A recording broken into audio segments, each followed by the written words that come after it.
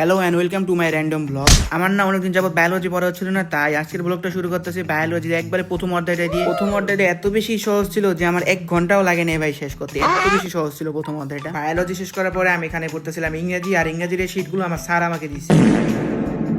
ভাই শীতের ভিতরে এতগুলা পড়া ছিল, তাও নাকি আবার আমার একদিনে শেষ করা লাগবে, ভাবা যায়।